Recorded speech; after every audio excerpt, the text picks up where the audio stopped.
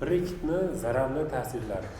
Breketni zararli ta'sirlari birinchi o'rinda gigiyena, og'iz bo'shlig'ida уже gigiyena agar patsient yaxshi rioya qilmasa, tishlarda karies, toshlar yig'ilishi mumkin. Bu keyinchalik breket olingandan keyin estetik muammolarga ham olib kelishi mumkin. Breket bu notekis tishlarni o'zini oldingi to'g'ri joyiga tekislash uchun ishlatiladigan narsa. Breketlar odatda 14 yoshdan keyin qo'yiladi. Bunga sabab yuz jag' sistemasi to'liq rivojlangan bo'lishi kerak. 14 yoshdan boshlab breket qo'ysa bo'ladi. Nima uchun rentgen qilinadi?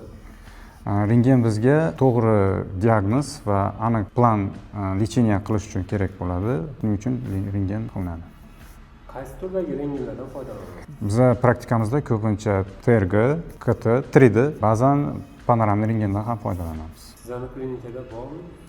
Bizning klinikada sanab o'tilgan hamma rentgenlar mavjud. Breketsiz ham tish qatorini tekislash mumkinmi?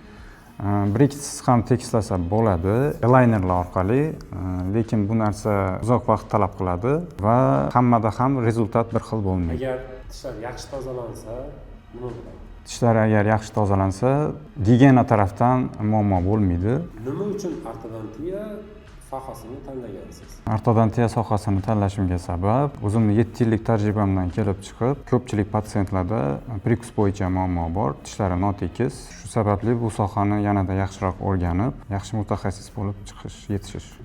Men bemora sog'lom tabassum va to'g'ri prikus. Prikus bu tishlarning bir-biriga bo'lgan nisbati.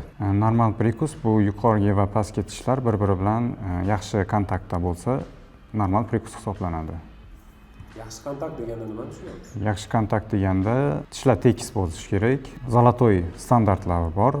Men shu standartlardan kelib chiqib, noto'g'ri tishlarning joyini standart normal holatga olib kelishim kerak.